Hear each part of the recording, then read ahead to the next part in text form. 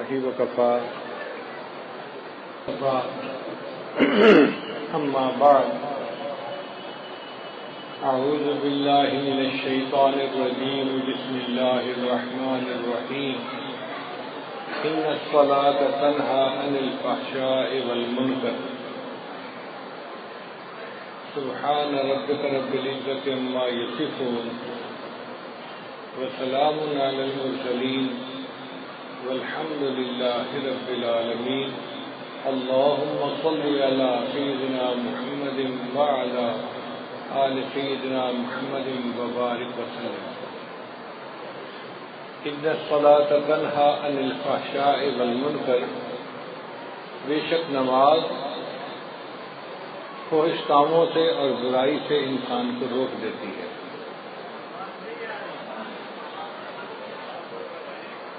دین کے 5 ارکان ہیں جن میں نماز سب سے اعلیٰ رکن ہے۔ نبی اسلام نے ارشاد فرمایا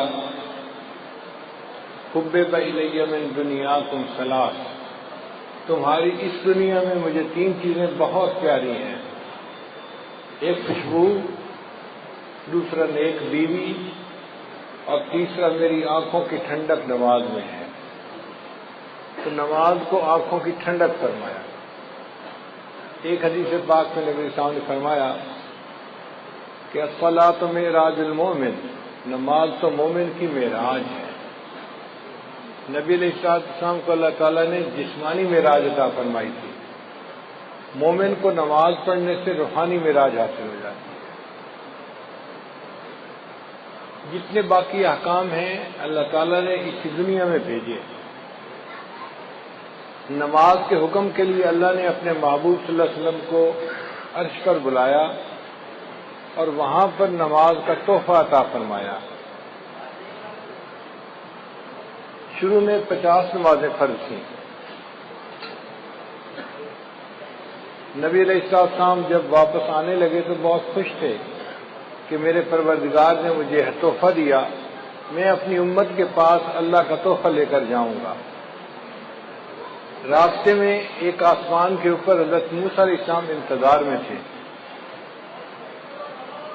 پوچھا اے اللہ کے حبیب صلی اللہ علیہ وسلم، اللہ تعالیٰ نے آپ کو کوئی تحفہ دیا؟ فرمایا 50 نمازوں کا۔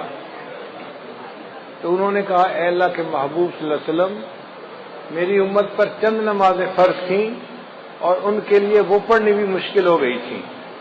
50 نمازیں تو بہت زیادہ ہیں، مشکل ہو گئی تھیں۔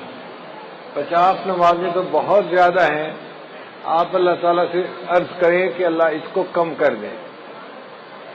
تو نبی علیہ السلام پھر اوپر عرش پر تشریف لے گئے، اللہ تعالیٰ نے 5 نمازیں کم کر دیں، 45 ہو گئی ہیں۔ پھر دوبارہ موسیٰ علیہ السلام نے کہا، پھر نبی علیہ السلام نے دوسری مرتبہ عرض کیا تو 40 ہو گئی۔ غرض 9 مرتبہ اوپر نیچے جانا ہوا اور 45 نمازیں معاف ہو گئیں اور 5 نمازیں رہ گئیں۔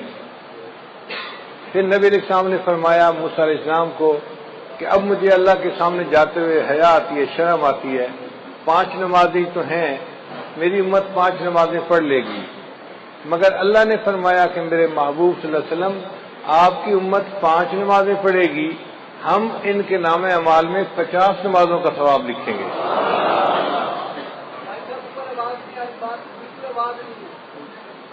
من جاء بالحسنۃ فلہ عشر امثالھا، اللہ تعالیٰ نے 10 گنا اجر دینے کا وعدہ فرمایا۔ اب یہاں پر 2-3 نکتے ہیں، وہ ذرا غور سے سنیے کہ نبی علیہ السلام نے مسجد اقصی میں سب انبیاء کی امامت فرمائی، تو حضرت موسیٰ علیہ السلام کیوں راستے میں بیٹھے تھے؟ حضرت ابراہیم علیہ السلام کیوں نہ بیٹھے؟ حضرت آدم علیہ السلام کیوں نہ بیٹھے؟ کوئی اور نبی علیہ السلام کیوں نہ بیٹھے؟ حضرت موسیٰ علیہ السلام راستے میں بیٹھے انتظار کیوں کر رہے تھے؟ علماء نے جواب دیا کہ حضرت موسیٰ علیہ السلام کلیم اللہ تھے، وہ کوہ طور پہ جاتے تھے، اللہ تعالیٰ سے ہم کلامی کرتے تھے۔ ہم کلامی کرنے سے ان کے دل میں چاہت ہوئی کہ اے اللہ میں آپ کا دیدار کرنا چاہتا ہوں، رب ارنی انظر الیک۔ اب انہوں نے جب اللہ سے فریاد کی تو اللہ نے فرمایا میرے پیارے موسیٰ علیہ السلام دنیا میں تم زیارت نہیں کر سکتے، انک لن ترانی، نہیں دیکھ سکتے۔ بلکہ اللہ تعالیٰ نے کوٹور پر تجلی ڈالی تو موسیٰ علیہ السلام بے ہوش ہو کر گر گئے، اور وہ تجلی بھی 70,000 پردوں میں سے تھی۔ تو موسیٰ علیہ السلام نے سوچا کہ میں تو اللہ تعالیٰ کا دیدار نہیں کر سکا، اب اللہ تعالیٰ نے معراج پر اپنے محبوب صلی اللہ علیہ وسلم کو بلایا ہے تو محبوب اللہ کا دیدار کر کے آئیں گے، میں راستے میں بیٹھتا ہوں تاکہ میں سب سے پہلے ان کا دیدار کروں جو اللہ کا دیدار کر کے آ رہے ہیں۔ دوسرا نقطہ کہ اللہ تعالیٰ چاہتے تو 50 کو پہلی دفعہ ہی 45 کر دیتے، چلو 5 رہ گئی، 45 معاف۔ یہ 5 کر کے 9 دفعہ چکر لگانا یہ کیا مسئلہ ہوا؟ علماء نے جواب دیا کہ اللہ تعالیٰ اگر چاہتے تو ایسا کر سکتے تھے، مگر اللہ تعالیٰ نے 5 نمازوں کو معاف اس لیے کیا کہ کل کو کہنے والے اعتراض نہ کریں کہ اللہ کے حبیب صلی اللہ علیہ وسلم کو معراج حاصل ہوا تھا بس ایک دفعہ چلے گئے تھے۔ اللہ نے فرمایا نہیں، ایک دفعہ وہ عرش پر نہیں آئے، میرے محبوب جتنی مرتبہ چاہیں گے اتنی مرتبہ عرش کے اوپر آئیں گے۔ تو 9 مرتبہ نبی علیہ السلام عرش پر گئے اور اللہ نے 45 نمازوں کو معاف کر دیا اور باقی 5 نمازیں رہ گئیں۔ اب ایک تیسرا نقطہ بڑا مزے کا ہے کہ حضرت موسیٰ علیہ السلام نے کہا کہ اللہ کے حبیب صلی اللہ علیہ وسلم 50 نمازیں بہت زیادہ ہیں، آپ کم ہونے کی درخواست کریں۔ تو کیا حضرت موسیٰ علیہ السلام نبی علیہ السلام سے زیادہ ذہین تھے؟ خود نبی علیہ السلام کو خیال نہ آیا کہ کم کروا لینی چاہیے؟ تو علماء نے اس کا جواب دیا ہے، وجہ یہ تھی کہ نبی علیہ السلام اللہ کی تجلی سے حاصل کر چکے تھے، اللہ کا دیدار کر چکے تھے۔ اس دیدار کرنے کی وجہ سے نبی علیہ السلام پر اللہ کے عشق کے ایک غلبے کی کیفیت تھی۔ اس حال میں اللہ اگر 500 نمازوں کا حکم بھی فرما دیتے تو نبی علیہ السلام اس کو بھی قبول فرما لیتے۔ جب محبوب کا جلوہ ہوتا ہے پھر بندے کو پتہ نہیں چلتا، اور اس کی دلیل یہ ہے کہ یوسف علیہ السلام کا جلوہ ہوا تھا اور مصر کی عورتوں نے اپنے ہاتھوں کی انگلیاں کاٹ لی تھیں، ان کو پتہ ہی نہیں چلا تھا کیا کاٹ رہی ہیں۔ تو اگر عورتیں اپنے ہاتھوں کی انگلیاں کاٹ سکتی تھیں تو نبی علیہ السلام کو جب اللہ کا دیدار نصیب ہوا تو محبوب کا ذہن اس طرف گیا ہی نہیں کہ یہ زیادہ ہیں، محبوب نے فرمایا میرے رب نے جو فرمایا ہے میری امت اس کو پورا کرے گی۔ مگر موسیٰ علیہ السلام نے تو تجلی نہیں پائی تھی، تو اس لیے انہوں نے بات کو سمجھا کہ کم ہونی چاہیے۔ تو اللہ تعالیٰ نے ایک طریقے سے 50 کا حکم تو دیا مگر اس کو 5 کر دیا اور حکم فرمایا میرے محبوب آپ کی امت 5 نمازیں پڑھے گی، میں ان کے نام اعمال میں 50 نمازوں کا ثواب لکھوا دوں گا۔ اس نماز کا حکم ہر کسی کو ہے، ساری مخلوق کو ہے۔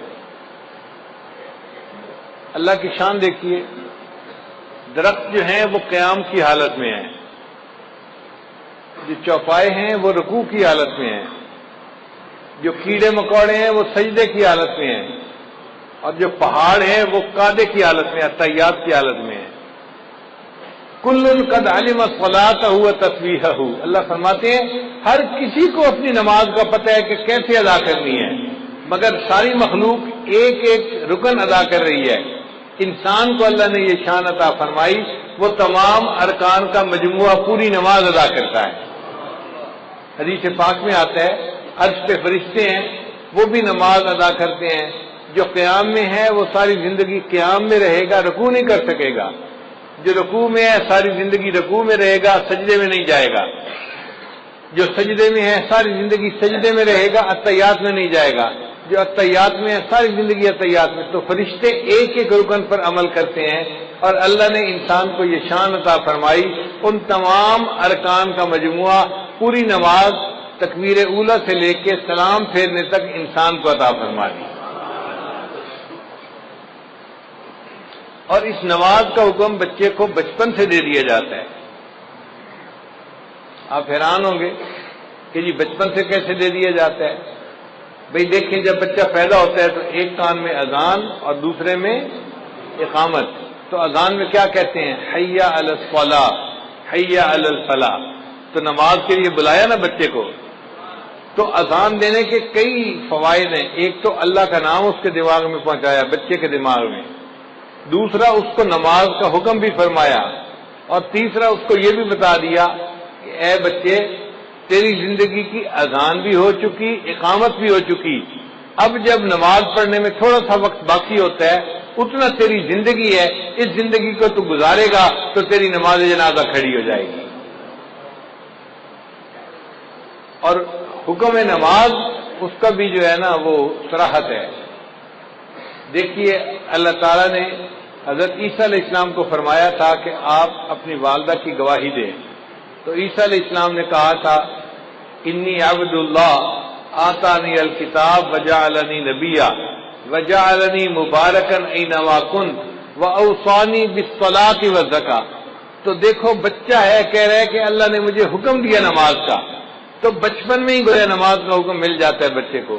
پڑھنی تو ہوتی ہے جب وہ بالغ ہوگا، فرض اس وقت ہوگی، حکم پہلے سے دے دیا جاتا ہے اس کی اہمیت کی وجہ سے. یہ نماز اتنی اہم ہے. یہ ایسے ہی ہے، بچہ چھوٹا ہوتا ہے، ماں باپ بچپن میں کہہ دیتے ہیں بیٹا ہم نے تجھے حافظ بنانا ہے، ہم نے تجھے عالم بنانا ہے، تجھے انجینئر بنانا ہے، ڈاکٹر بنانا ہے، ہم نے تجھے پائلٹ بنانا ہے. اب وہ چھوٹا سا بچہ ہے لیکن پائلٹ بننے کے لیے اس کو اسی وقت سے کہنا شروع کر دیتے ہیں اہمیت کی وجہ سے. اسی طرح نماز کے لیے بچپن میں ہی کہہ دیا گیا، اگرچہ نماز فرض تو ہونی تھی جب اس نے جوان ہونا تھا. صلاۃ عربی کا لفظ ہے اور اس کے جو حروف اصلی ہے وہ 3 ہیں، صاد، لام اور الف. صلاۃ. اور جس لفظ کے یہ حروف ہوں اس کے 3 معنی ہوتے ہیں. ایک ہوتا ہے دعا کرنا، دوسرا ہوتا ہے تعظیم کرنا اور تیسرا ہوتا ہے ٹیڑھے پن کو ٹھیک کرنا. تو نماز میں یہ تینوں صفات پائی جاتی ہیں. نماز میں تعظیم الہی بھی ہے. آپ دیکھیں تعظیم کے 4 طریقے ہوتے ہیں. کسی کو دیکھ کے ادب سے کھڑا ہو جائے، کسی کو دیکھ کے اس کے سامنے جھک جائے، کسی کو دیکھ کے اس کے پاؤں کے اوپر جو ہے وہ جا پڑے، یا کسی کو دیکھے تو اٹھ کے بیٹھ جائے. تو 4 طریقے تھے، اللہ نے نماز میں چاروں طریقے مکمل کر دیے. تو نماز میں تعظیم بدرجہ اتم موجود ہے. دوسرا ہوتا ہے کہ دعا کرنا. نماز میں دعا موجود ہے. ہم پڑھتے ہیں رب اجعلنی مقیم الصلاۃ ومن ذریتی، یہ دعا ہے جو ہم نماز میں مانگ رہے ہوتے ہیں. اور تیسرا معنی ہے ٹیڑھے پن کو ٹھیک کرنا. تو جیسے آگ کے ذریعے سے بانس اگر ٹیڑھا ہو تو اس کو سیدھا کر لیا جاتا ہے، اسی طرح نماز بھی اپنے نور کی گرمی سے انسان کے ٹیڑھے اخلاق کو ٹھیک کر دیتی ہے، انسان کو نیک بنا دیتی ہے.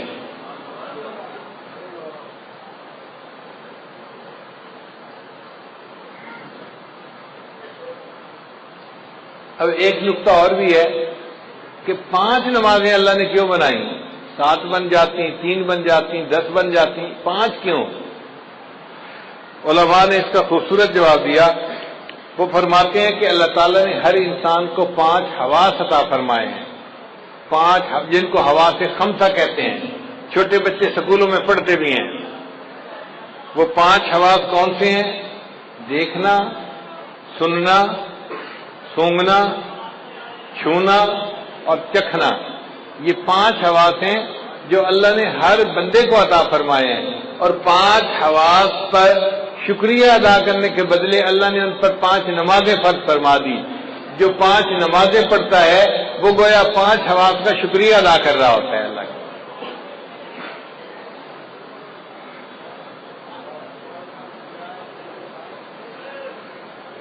بعض علماء نے کہا کہ 5 نعمتیں بنیادی ہیں: کھانا، پینا، کپڑا، مکان، بیوی. اب یہ ہر بندے کو ان کی ضرورت ہوتی ہے. تو اللہ نے 5 نمازیں اس لیے فرض ادا فرمائی کہ میرے بندے 5 نمازیں پڑھنے سے تم 5 نعمتوں کا شکر ادا کرنے والے بن جاؤ گے.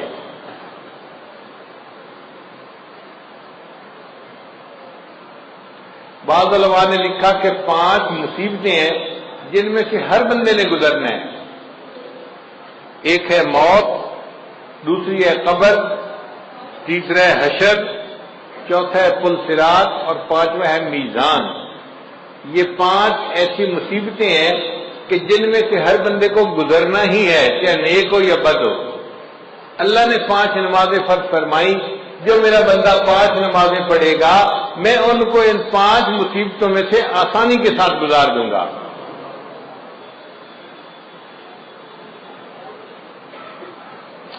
اب سوال پیدا ہوتا ہے کہ اللہ تعالیٰ نے فجر کے وقت نماز کو فرض فرمائی، تو علماء نے جواب دیا کہ حضرت آدم علیہ السلام کو اللہ نے رات کے وقت اتارا تھا زمین پر،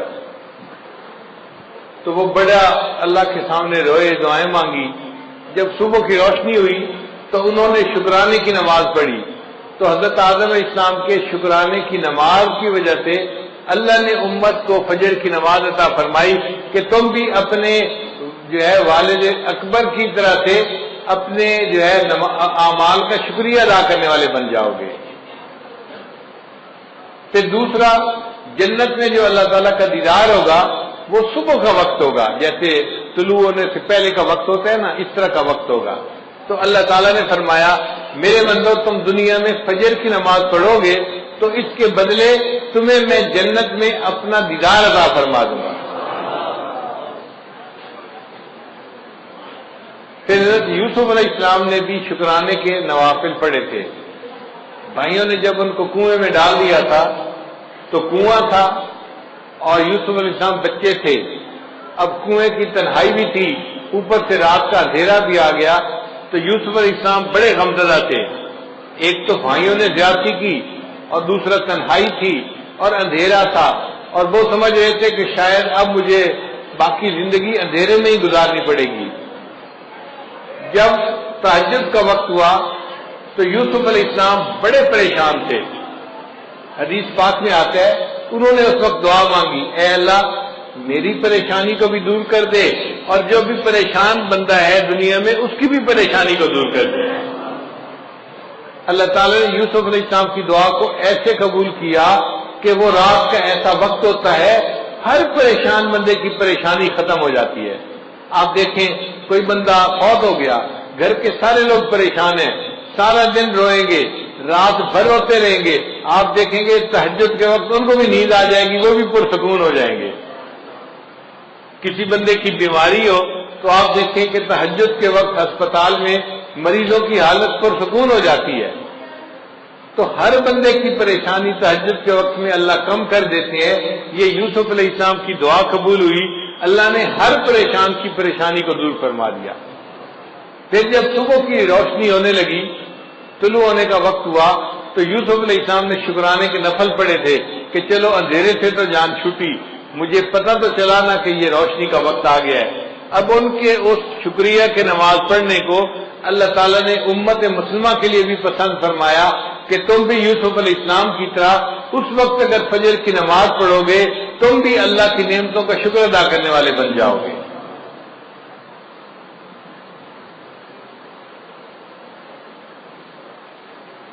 پھر ظہر کی نماز اللہ نے کیوں فرض فرمائی؟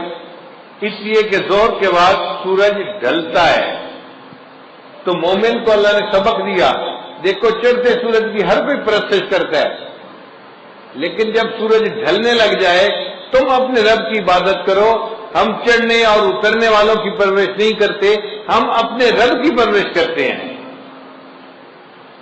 ہم سورج اور چاند کی پرورش کرنے والے نہیں، ہم اپنے پروردگار کی عبادت کرنے والے بندے ہیں.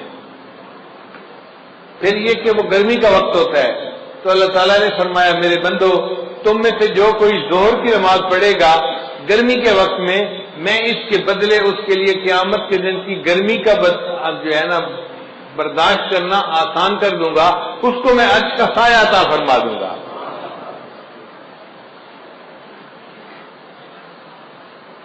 پھر عصر کا وقت وہ وقت ہے کہ جب آدم علیہ السلام نے جنت میں گندم کا دانہ کھایا تھا تو چونکہ ایک بھول ہو گئی تھی تو اللہ تعالیٰ نے اس وقت نماز کو فرض فرما دیا کہ بندو تم بھی نماز پڑھو، تمہارے جد امجد سے بھول ہو گئی تھی، میں نے اس کو معاف کر دیا تھا. اب تم عصر کی نماز پڑھو گے، تم سے زندگی میں جو کہیں بھول چوک ہوگی میں اس کو بھی معاف فرما دوں گا۔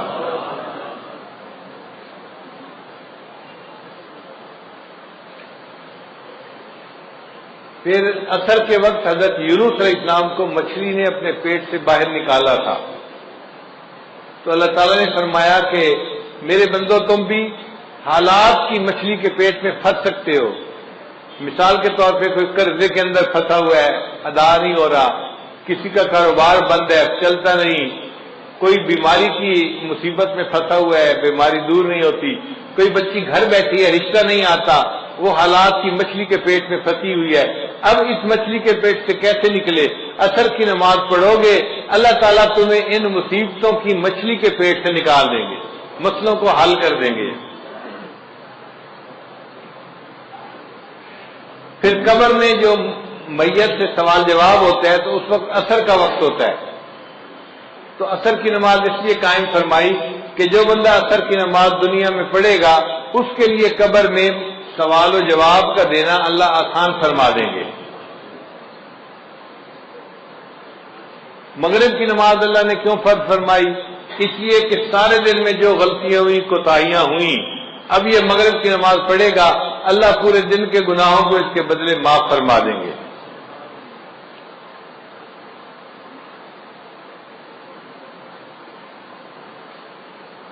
حضرت آدم علیہ السلام کی توبہ اللہ نے مغرب کے وقت قبول فرمائی تھی،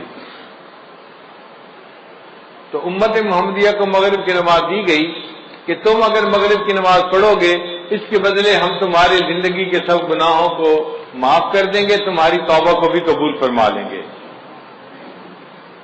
اب عشاء کی نماز یہ اس امت کی خصوصیت ہے، پہلے کسی امت کو عشاء کی نماز نہیں ملی، عشاء کی نماز امت محمدیہ ہی کو ملی ہے۔ کیوں کہ نبی علیہ السلام کو جو معراج ملا تھا وہ عشاء کی نماز کے وقت ملا تھا۔ اللہ نے فرمایا میرے محبوب آپ کی امت عشاء کی نماز پڑھے گی، آپ کو تو میں نے جسمانی معراج عطا فرمایا، آپ کی امت کو عشاء کی نماز کے بدلے روحانی معراج عطا فرما دو۔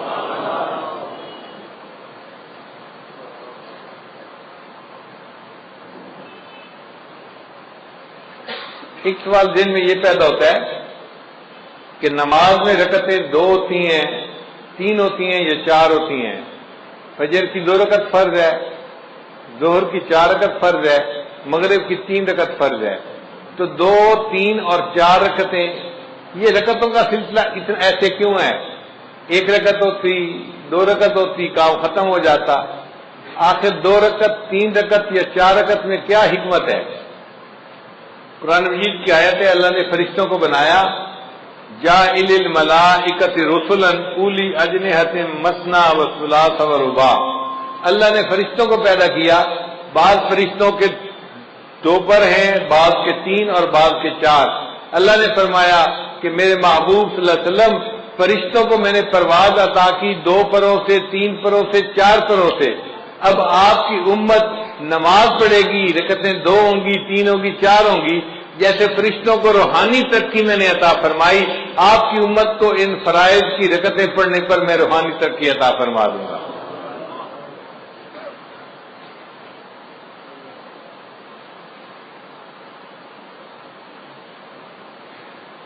پھر کل رکعتیں جو انسان کے اوپر لازم ہیں وہ 17 ہیں، 2 فجر کی، 4 ظہر کی، 4 عصر کی، 3 مغرب کی اور عشاء کی 4 رکعت فرض اور 3 رکعت وتر، یہ 17 رکعتیں بنتی ہیں۔ تو 17 رکعتیں کیوں دی گئیں؟ علماء نے جواب دیا کہ نبی علیہ السلام نے معراج میں 17 چیزوں کی سیر کی تھی، 8 جنتوں کی، 7 آسمانوں کی، تو 7 اور 8 15 بن گئے، اور 1 عرش اور 1 کرسی، 17 ہو گئے۔ اللہ نے اپنے حبیب صلی اللہ علیہ وسلم کو 17 چیزوں کی سیر عطا فرمائی تھی، اس کے بدلے ہمارے اوپر 17 رکعتیں فرض فرما دی۔ امت ان 17 رکعتوں کو ادا کرے گی، میں ان کو بھی روحانی طور پہ سیر عطا فرما دوں گا۔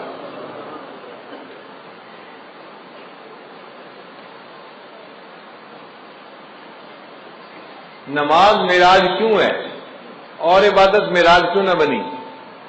اس لیے کہ نماز میں مومن اپنا سر سجدے میں اتنا جھکاتا ہے کہ انتہا ہو جاتی ہے. اسی لیے اگر کہیں گھاس والی جگہ ہو اور نماز پڑھنی پڑے تو بندہ اگر گھاس کے اوپر پیشانی لگا کے اٹھا لے تو سجدہ نہیں ہوتا، یا کوئی فوم کا گدا ہو اور بندہ اوپر پیشانی لگا کے اٹھا لے تو سجدہ ادا نہیں ہوتا. سجدے کے لیے ضروری ہے کہ اتنا سر جھکائے کہ نیچے سے زمین کی سختی محسوس ہونے لگ جائے. جب سختی نیچے سے محسوس ہوگی، اب سر نیچے جا ہی نہیں سکتا، تب سجدہ مکمل ہوگا. اللہ نے فرمایا میرے بندے تو نے سجدہ کرنے میں اپنے سر کو جھکانے کی انتہا کر دی، اس حالت میں میرے بندے میں نے تجھے اٹھانے کی انتہا کر دی، میں نے تجھے معراج عطا فرما دیا. اس لیے سجدے کی حالت میں مومن معراج کی حالت میں ہوتا ہے.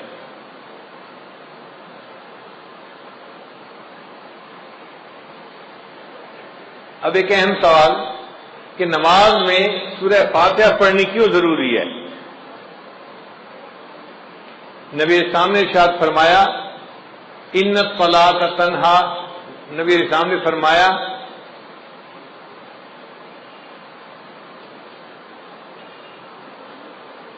لا صلاۃ الا بفاتحۃ الکتاب، کہ سورہ فاتحہ پڑھے بغیر نماز نہیں ہوتی. علماء نے لکھا ہے کہ فاتحہ پڑھنی ضروری ہے. اگر کسی بندے نے نماز میں فاتحہ پڑھ لی تو باقی کچھ بھی نہیں پڑھا، اس کی نماز ہو جائے گی. فاتحہ نہیں پڑھی تو نماز نہیں ہوتی. نماز فاتحہ پڑھنی ضروری. اتنی اہمیت کیوں ہے؟ اس کی وجہ ہے وہ ذرا سمجھ لیجئے کہ اللہ تعالیٰ نے جتنی آسمانی کتابوں میں اپنے معارف کو اتارا، اس سب معارف کو اللہ نے قرآن مجید میں اتار دیا. پھر قرآن مجید میں اللہ نے جو کچھ نازل فرمایا اس کو اللہ نے سورہ بقرہ میں نازل کر دیا. پھر اللہ نے سورہ بقرہ میں جو کچھ نازل فرمایا اس کو سورہ فاتحہ میں نازل فرما دیا. اس لیے سورہ فاتحہ کو فاتحہ کہتے ہیں. یہ اوپننگ چیپٹر ہے قرآن مجید کا. اس کو باب القرآن کہتے ہیں. یہ قرآن پاک کا دروازہ ہے. یعنی پورے قرآن میں جو مضامین تھے وہ سارے کے سارے سورہ بقرہ میں آ گئے، سورہ فاتحہ میں آ گئے. ذرا اس پر غور کر لیجئے کہ سورہ فاتحہ میں کیسے آ گئے. سورہ فاتحہ میں الحمدللہ یہ دو الفاظ ہیں جو اللہ کی تعریف کرتے ہیں. اب پورے قرآن مجید میں اللہ کی جتنی تعریفیں ہیں، جتنی اللہ کی عظمت بیان ہوئی، اللہ کی کبریائی بیان ہوئی، وہ الحمدللہ کے لفظ میں سمٹ کے آ گئی کہ تعریفیں سب کس کے لیے ہیں؟ اللہ کے لیے. اور سچی بات یہ ہے کہ تعریفیں سجتی اللہ ہی کو ہیں. حتیٰ کہ اگر کوئی بندہ دوسرے بندے کی تعریف کرے تو وہ بھی اللہ کی تعریف کر رہا ہے. خاوند بیوی کی تعریف کرے تو وہ بھی اللہ کی تعریف کر رہا ہے. کیوں؟ بیوی کو کس نے بنایا؟ اللہ نے بنایا. بیوی خاوند کے اچھے اخلاق کی تعریف کرتی ہے تو وہ اللہ کی تعریف کر رہی ہے. خاوند کو اچھے اخلاق کس نے دیے؟ اللہ نے دیے. ماں باپ اولاد کی تعریف کریں تو اللہ کی تعریف. کیوں؟ اولاد کس نے دی؟ اللہ نے دی. ہم دنیا کی کسی چیز کی تعریف کریں وہ تعریف حقیقت میں اس کے پیدا کرنے والے کی تعریف ہے. تو تعریف کا مالک حقدار حقیقت میں فقط اللہ ہی ہے. الحمدللہ ان الفاظ میں بندہ اقرار کرتا ہے اے اللہ تعریف اگر کسی کی ہو سکتی ہے تو وہ آپ ہی کی ذات ہے، آپ ہی تو تعریف سجتی ہے. تعریفوں کی انتہا ساری کی ساری آپ کے لیے ہے. اس لیے قیامت کے دن نبی السلام کے ہاتھوں میں جو جھنڈا ہوگا اس کا نام ہوگا لواء الحمد، حمد کا جھنڈا. اور نبی علیہ السلام کا نام اللہ نے رکھا احمد. احمد کا معنی وہ بندہ جس نے اللہ کی سب سے زیادہ دنیا میں تعریفیں کی ہوں. اور واقعی جتنی نبی علیہ السلام نے اللہ کی تعریفیں کی ہیں دنیا میں کسی اور نے اللہ کی اتنی تعریفیں نہیں کی. اور اس امت کا نام قیامت کے دن ہوگا حمادون، اللہ کی سب سے زیادہ تعریفیں کرنے والے.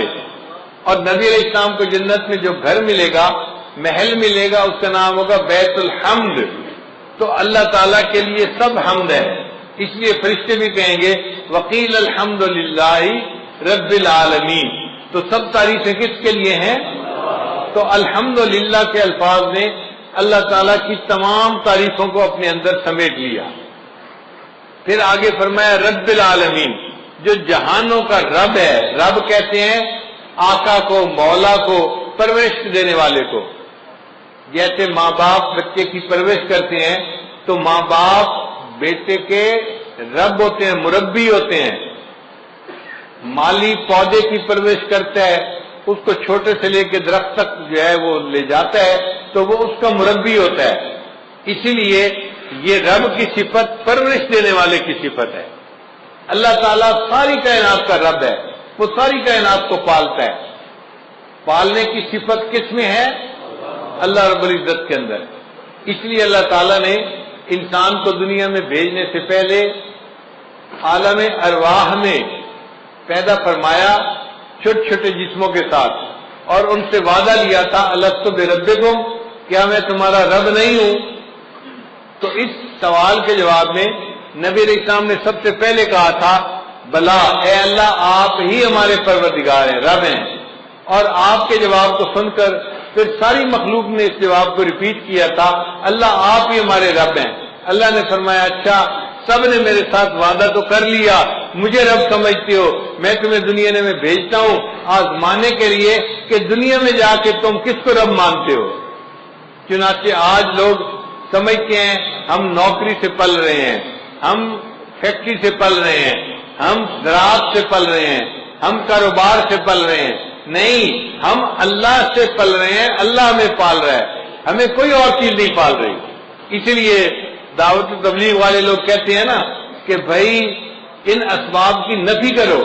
سچی بات ہے، جس طرح پہلے زمانے میں لات اور منات کی نفی کی جاتی تھی، اسی شد و مد کے ساتھ ان اسباب کی نفی کرنی چاہیے، اپنے دل کو سمجھانا چاہیے میں زراعت سے نہیں پل رہا، میں اپنی تجارت سے نہیں پل رہا، میں اپنی نوکری سے نہیں پل رہا، میں فیکٹری سے نہیں پل رہا، مجھے کون پال رہا ہے؟ میرا اللہ مجھے پال رہا ہے۔ رب ہمارا کون ہے؟ اللہ ہے، اللہ پالنے والا ہے۔ تو نظر اللہ پہ رکھیں، اسباب پہ نظر نہ رکھیں۔ تو نے پتھر میں کیڑے کو پالا، خشک مٹی سے سبزہ نکالا، یہ تیرا ہے جہاں، یہ زمین آسماں ہے خدایا، کس نے تیری حقیقت کو پایا۔ ہمارے ایک دوست تھے ڈاکٹر صاحب، وہ کہتے ہیں کہ میں اپنے بچوں کو لے کے سوات سیر کے لیے گیا، ایک پتھر مجھے نظر آیا، ذرا پنک رنگ کا تھا، تو میری بیوی کہنے لگی ہمارے جو بیٹھک ہے نا اس میں پنک رنگ کی چیزیں ہیں، اور یہ پتھر بالکل اسی رنگ کا ہے، اس پتھر کو اٹھا لو گھر میں جا کے رکھ دیں گے تو یہ ان سے میچ کر جائے گا، اور تو بیچاروں کو ہر وقت میچنگ کی پڑی ہوئی ہوتی ہے۔ چنانچہ وہ پتھر انہوں نے اٹھا لیا، وہ گول سا پتھر تھا، وہ کہتے ہیں کہ وہ پتھر 3 سال ہمارے گھر پڑا رہا ڈیکوریشن پیس کے طور پہ، جو آتا پتھر کو دیکھ کر بڑا خوش ہوتا، کتنا خوبصورت پتھر ہے اور بالکل رنگ میچ کر رہا ہے۔ کہنے لگے کہ 3 سال کے بعد ایک دن میری بیوی گھر کی صفائی کر رہی تھی، صفائی کرتے ہوئے اس نے جو پتھر کو اٹھایا کہ میں اس کو ذرا صاف کر دوں کپڑے سے، ہاتھ سے پتھر گرا اور نیچے گر کر ٹوٹ گیا۔ جب پتھر ٹوٹا تو وہ اندر سے خالی تھا، ہالو تھا۔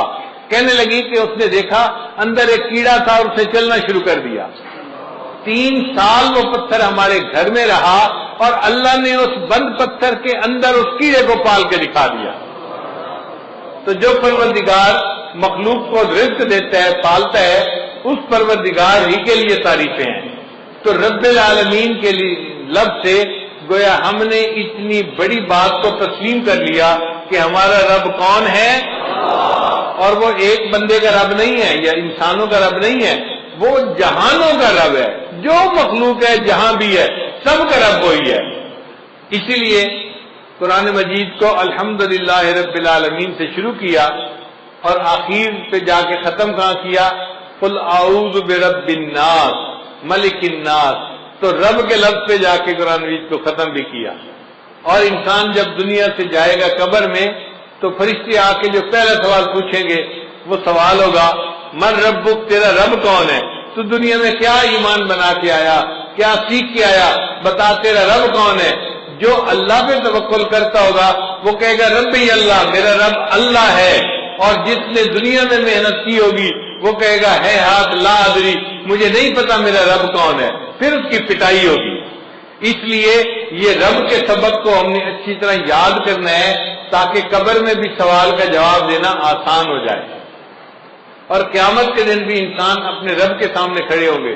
یوم یقوم الناس لرب العالمین، انسان اپنے رب کے سامنے کھڑے ہوں گے۔ تو رب العالمین کے لفظ نے اللہ کی ربوبیت کو کے مضمون کو اپنے اندر سمیٹ لیا. اب ربوبیت قاہرانہ بھی ہوتی ہے اور ربوبیت راحمانہ بھی ہوتی ہے. باپ بھی مربی ہوتا ہے مگر روب ہوتا ہے، جلال ہوتا ہے، تھپڑ بھی لگا دیتا ہے بچے کے، سختی کرتا ہے. اور ماں میں بھی جو ہے یہ ربوبیت ہوتی ہے، مربیانہ صفت ہوتی ہے مگر رحمت والی ہوتی ہے. ماں محبت سے بچے کی پرورش کرتی ہے. اب اللہ تعالیٰ اس کائنات کے رب ہیں تو ان کی ربوبیت کیسی ہے؟ فرمایا الرحمن الرحیم، رحمت والی ربوبیت ہے اللہ کی. وہ رحمت کی ربوبیت سے پوری کائنات کی پرورش فرما رہا ہے. اب رحمان اور رحیم دو لفظ ہیں. رحمان کہتے ہیں اس ذات کو کہ جس کے پاس بے انتہا خزانے ہوں، اور رحیم کہتے ہیں کہ اس کے خزانے استعمال بھی بے انتہا ہو رہے ہوں. دو صفتیں ہوتی ہیں، بندے کے پاس پیسہ بھی بہت زیادہ ہو اور دل بھی بہت بڑا ہو کہ اپنے پیسے کو غریبوں پہ تقسیم بھی کر رہا ہو. کئی مرتبہ بندہ سخی تو بڑا ہوتا ہے، پیسے ایک ڈھیلا پیسے کا نہیں ہوتا، اس کی سخاوت کس کام کی؟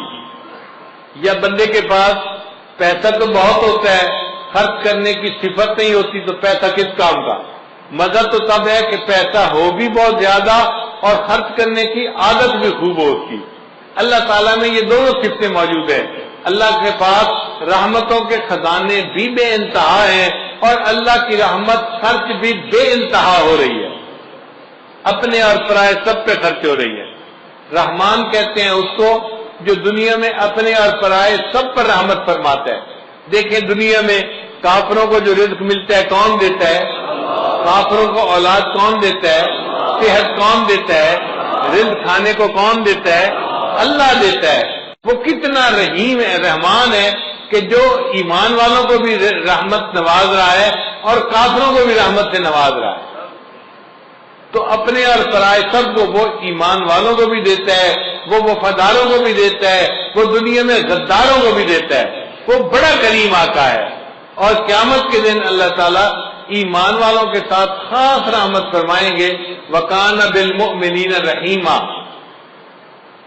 پھر رحمان کہتے ہیں کہ جس کی رحمت دنیا میں خاص ہو، اور رحیم کہتے ہیں کہ جس کی رحمت آخرت میں خاص ہو. تو رحمان اور رحیم کے دو لفظ لانے سے عجیب مضامین کو سمیٹ لیا گیا. اب پورے قرآن مجید میں رحمت کے جتنے مضامین ہیں وہ رحمان اور رحیم کے لفظ کے اندر سمٹ کے آ گئے. پھر اس کے بعد فرمایا مالک یوم الدین، اللہ تعالیٰ قیامت کے دن کا مالک ہے. ایک ہوتا ہے قیامت کے دن کا منصف ہونا، قاضی ہونا. بھئی دیکھیں جو قاضی ہوتا ہے نا وہ قانون کا پابند ہوتا ہے، وہ ملزم کی فیور نہیں کر سکتا. وہ کہتا ہے جی مجھے تو قانون کے مطابق فیصلہ کرنا تھا، میں تو مجبور تھا، میں فیور نہیں کر سکتا. اللہ تعالیٰ قیامت کے دن کے صرف منصف نہیں مالک بھی ہیں، اور مالک کو اختیار ہوتا ہے وہ جس کی چاہے فیور کرے اور جس کو چاہے معاف فرما دے. تو اللہ نے فرمایا میں قیامت کے دن کا مالک ہوں، میں جس کو چاہوں گا قیامت کے دن اس کو معاف فرما دوں گا، اس کی بخشش فرما دوں گا. تو مضمون جتنا قیامت کا پورے قرآن مجید میں آیا اس کو مالک یوم الدین کے الفاظ نے اپنے اندر سمیٹ لیا. پھر اس کے بعد فرمایا ایاک نعبد، اے اللہ ہم آپ ہی کی عبادت کرتے ہیں. عبادت کے لائق فقط اللہ ہی کی ذات ہے. عبادت کس کی کرنی چاہیے؟ اب مشرک کیا کرتے ہیں؟ وہ کہتے ہیں ہم اللہ کی بھی عبادت کرتے ہیں. بھئی یہ بھی کا نقطہ نہیں چاہیے، ہم اللہ ہی کی عبادت کرتے ہیں. اب کوئی بندہ کہے جی نقطے سے کیا بنتا ہے؟ بھئی نقطے سے بہت فرق پڑتا ہے. آپ بتاؤ اگر کوئی بیوی کسی خاوند کو کہے میں آپ کی بھی بیوی ہوں تو اس کو نقطہ قبول ہوگا؟ خاوند کہے گا نہیں تم کہو میں آپ ہی کی بیوی ہوں. بھئی اگر خاوند یہ نقطہ برداشت نہیں کرتا تو رب تو اللہ تعالیٰ تو بڑی عظمت والا ہے، وہ بھی شرک کا نقطہ برداشت نہیں کرتا. وہ بھی کہتا ہے عبادت کرنی ہے تو کس کی کرنی ہے؟ فقط اللہ ہی کی کرنی ہے. ایاک نعبد، آپ ہی کی اللہ عبادت کرتے ہیں اور آپ ہی سے مدد مانگتے ہیں. ہمارے حاجت روا بھی آپ ہیں، مشکل کشا بھی آپ ہیں۔ اللہ ہمارے جو ہیں وہ کام کو سر انجام دینے والے آپ ہی ہیں، اللہ ہی کی طرف توجہ رکھنی ہے۔ تو مدد ہم کس سے مانگا کریں؟ اللہ سے مانگا کریں۔ مخلوق سے مدد مانگنے کی کوئی ضرورت نہیں، مخلوق مدد نہ مانگے، اللہ سے مدد مانگے جو حقیقت میں انسان کی ہر حال میں مدد کر سکتا ہے۔ مخلوق تو کبھی مدد کے لیے آ جائے گی اور کبھی کہے گی بھائی میں چاہتا ہوں کہ میں آپ کو قرض دے دوں، میرے حالات ساتھ نہیں دے رہے، میرا کاروبار ساتھ نہیں دے رہا، میری مجبوری ہے، میرے گھر والے ساتھ نہیں دے رہے۔ تو مخلوق تو مجبور ہوتی ہے، دوسرے کی مدد نہیں کر سکتی، ایسے مجبوروں سے مدد کیا مانگنا؟ مدد اس سے مانگو جس کو کوئی مجبوری نہیں، وہ جب چاہے جہاں چاہے جس کی چاہے ہر حال میں مدد کر سکتا ہے۔ اس کے بعد فرمایا اہدنا الصراط المستقیم، اللہ ہمیں سیدھے رستے کی رہنمائی فرما دیجیے۔ چنانچہ سب سے اہم چیز جو انسان کو مانگنی چاہیے وہ ہدایت ہے۔ اللہ سے یہ دعا مانگے اے اللہ مجھے سیدھے رستے کی رہنمائی فرما دیجیے۔ چنانچہ قرآن مجید میں ہدایت کے جتنے مضامین تھے وہ اہدنا الصراط المستقیم کے اندر سمٹ کے آ گئے۔ اب اللہ نے آگے بتا دیا کہ سیدھا رستہ کون سا ہے، تو یہ نہیں کہا کہ صراط القرآن والحدیث، قرآن اور حدیث کے رستے پہ چلنا وہ سیدھا راستہ ہے۔ اللہ نے فرمایا نہیں، صراط الذین انعمت علیہم، ان لوگوں کا راستہ جن پر اللہ تیرا انعام ہوا، وہ بندے جس راستے کے اوپر چلے ہم ان کے پیچھے چلیں گے، ان کی اقتدا کریں گے، ان کی پیروی کریں گے۔ تو نیک بندوں کی پیروی کرنے کو سیدھا راستہ بتایا گیا۔ اس لیے ہم جو اپنے بڑوں کی اقتدا کرتے ہیں حقیقت میں ہم اللہ کے نیک بندوں کی پیروی کر رہے ہوتے ہیں۔ اللہ وہ نیک بندے کون سے ہیں؟ اللہ نے فرمایا 4 ہیں، ان کی عبادت ان کی پیروی کرنا۔ کون سے؟ من النبیین والصدیقین والشہداء والصالحین، انبیاء، صدیقین، شہداء اور صالحین، ان 4 کی بات ماننا، ان کے راستے کے اوپر چلنا، تو سیدھے راستے پر چلنے والے بن جاؤ گے۔ تو 4 کی ماننا اور 4 کی مت ماننا۔ اللہ وہ 4 جن کی نہ مانے وہ کون سے ہیں؟ اللہ فرماتے ہیں غیر المغضوب علیہم ولا الضالین، وہ جن پر غضب ہوا اور جو راستے سے بھٹک گئے وہ 4 لوگ ہیں، ان کی نہ ماننا۔ اللہ 4 کی تفصیل کر دیجئے۔ اللہ فرماتے ہیں وہ ہیں یہود اور نصارہ اور مشرکین اور ملحدین، یہ 4 لوگ ہیں، ان کے راستے پہ بالکل نہیں جانا تم نے۔ تو 4 کی ماننی ہے، 4 کی نہیں ماننی۔ جن کی ماننی ہے وہ انعام یافتہ لوگ ہیں، انبیاء، صدیقین، شہداء اور صالحین، اور جن کی نہیں ماننی وہ ہیں یہود، نصارہ، مشرکین اور ملحدین۔ اللہ تعالی ہمیں ان 4 مغضوب علیہم لوگوں کے راستے پر قدم اٹھانے سے محفوظ فرمائے اور ہمیشہ اپنے انعام یافتہ بندوں کے راستے پہ چلنے کی اللہ ہمیں توفیق عطا فرمائے۔ اس لیے چونکہ پورے قرآن مجید کے مضامین کا خلاصہ سورہ بقرہ میں آ گیا، اللہ تعالیٰ نے سورہ بقرہ کا نماز میں پڑھنا لازم کر دیا، فرمایا لا صلاۃ الا بفاتحۃ الکتاب۔ اس لیے سورہ فاتحہ کا پڑھنا ضروری ہے۔ ہم جب نماز پڑھیں تو سورہ فاتحہ کے ایک ایک لفظ کے مضمون پر غور کریں اور سوچیں کہ اللہ نے کیا حکم دیا اور ہمیں اس کے مطابق اپنی زندگی کو بنانے کی ضرورت ہے۔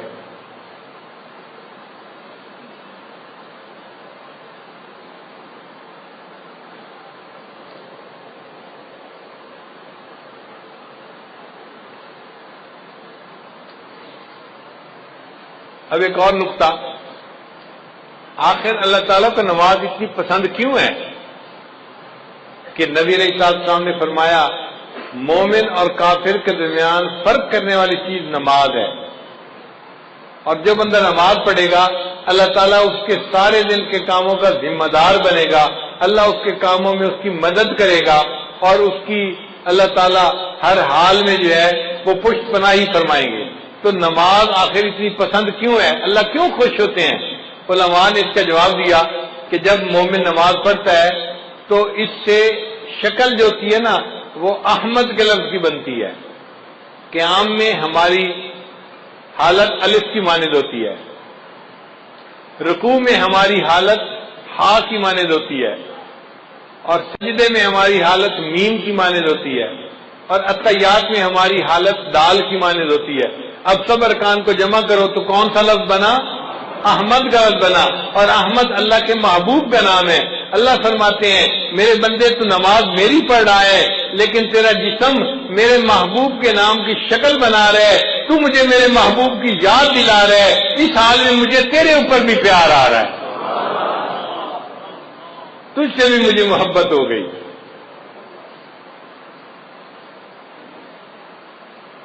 پھر سجدہ جو ہے نا، یہ نماز کے اندر سب سے اہم پوزیشن ہے کہ بندہ اپنی پیشانی اللہ کے، سجدہ فنا کی مانند ہے اور سجدے سے اٹھنا بقا کی مانند ہے، اس لیے سجدے کی بڑی اہمیت ہے۔ اس کی مثال یوں سمجھیں کہ جیسے کوئی کسی کے قدموں پہ جا پڑے منت سماجت کرتے ہوئے، بندہ اپنے پروردگار کے قدموں پہ جا پڑتا ہے، اس کے سامنے سر کو زمین پہ رکھ دیتا ہے، اے اللہ مجھ سے جو غلطیاں کوتاہیاں ہوئی تو مجھے معاف کر دے، میں نے تیرے سامنے اپنے سر کو جھکا دیا۔ اور یہ دنیا میں سجدہ کرنے کی سعادت جس کو نصیب ہوگی، آخرت میں بھی وہی سجدہ کر سکے گا۔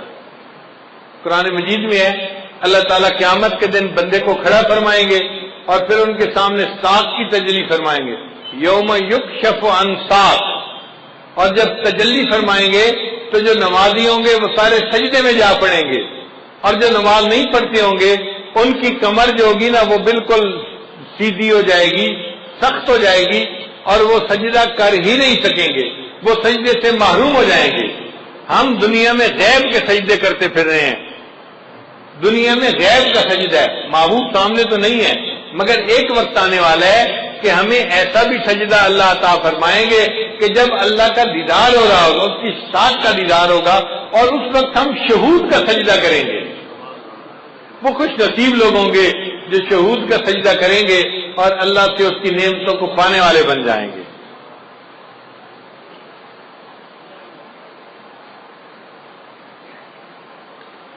اس لیے قرآن مجید میں ہے کہ جو لوگ جہنم میں جائیں گے ان سے فرشتے پوچھیں گے اور تمہیں جہنم سے بچانے والا کوئی نہیں تھا، تم کیا کرتے تھے جو جہنم میں آ گئے؟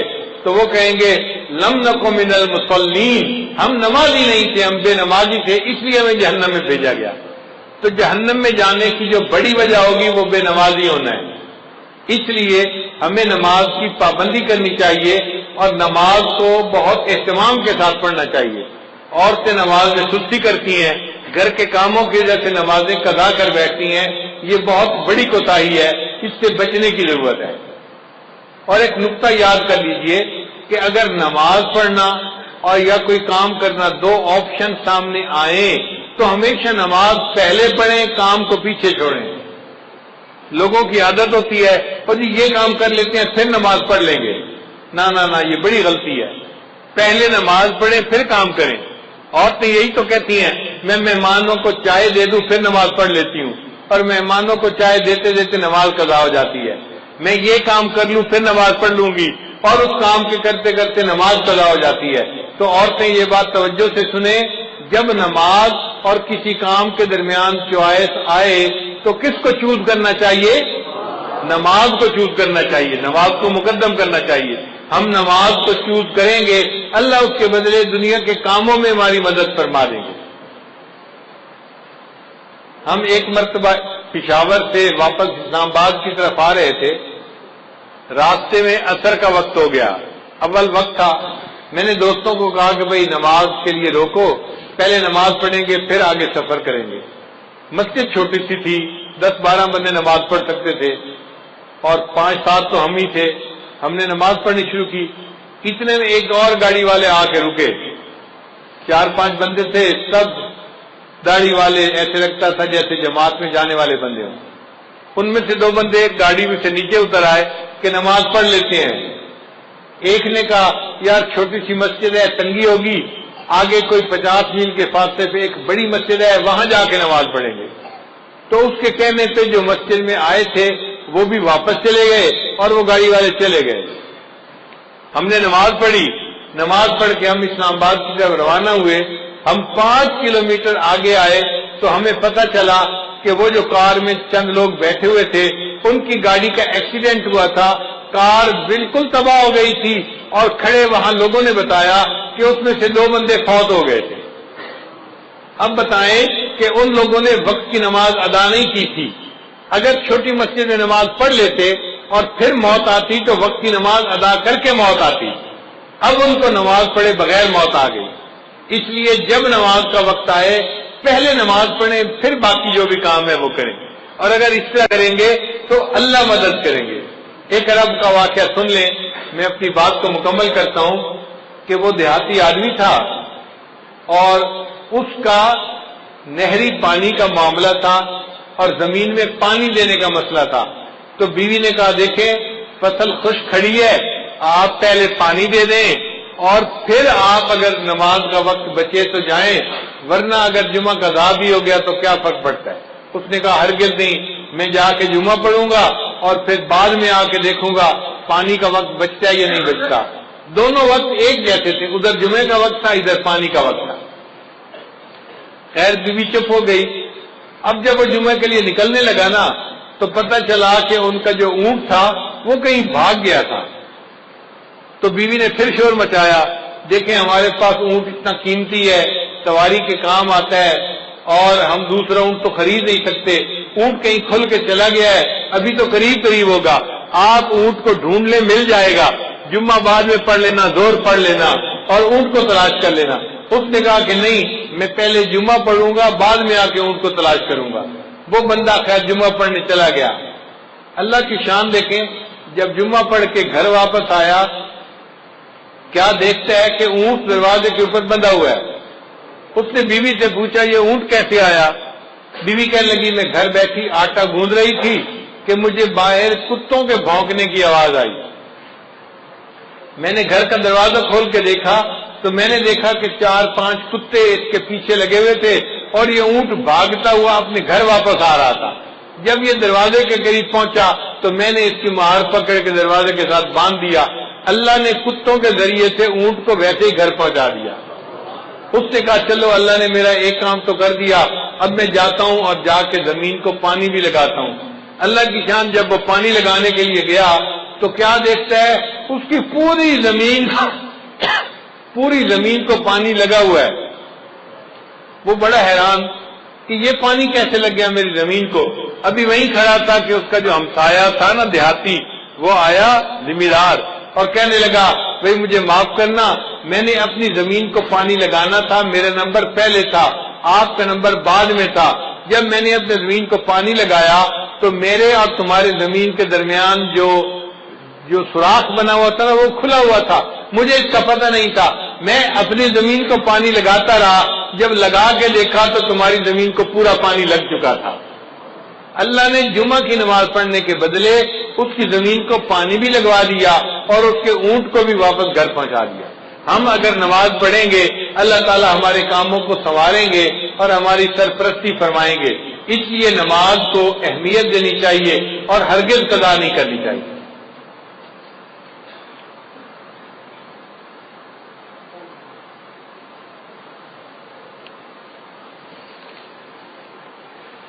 میری زندگی تو فراق ہے وہ ازل سے دل میں مکی سے ہی. اللہ تعالیٰ ازل سے ہے دل میں, مگر دنیا میں ہے تو فراق نہ. میری زندگی تو فراق ہے وہ ازل سے دل میں مکی سے ہی, وہ نگاہ شوق سے دور ہے رگ جاں سے لاکھ کری سے ہی. بندہ دعا مانگتا ہے اللہ ہمیں اپنے گھر کا دیدار عطا فرما, حج عمرے کی سعادت عطا فرما. کئی مرتبہ سعادت نہیں ملتی تو شاعر کہتا ہے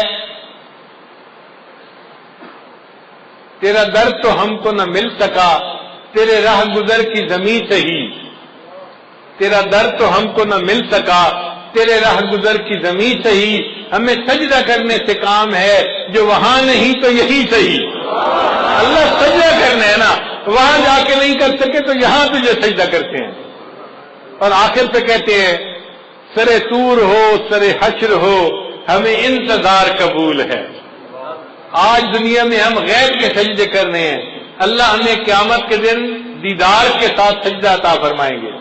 سر طور ہو، سر حشر ہو، ہمیں انتظار قبول ہے. وہ کبھی ملے، وہ کہیں ملے، وہ کبھی صحیح، وہ کہیں صحیح. اللہ ملنے کا وعدہ تو کرے، کہیں ملنے کا وعدہ کرے، کبھی ملنے کا وعدہ کرے. ہم انتظار کرنے کے لیے تیار ہیں، مگر ہم آپ کا دیدار کر کے رہیں گے اور قیامت کے دن آپ کے قدموں پہ سر سجدے میں ڈال کر رہیں گے. اللہ تعالی ہمیں نماز کا پکا پابند بنا دے. وآخر دعوانا ان الحمد للہ رب العالمین.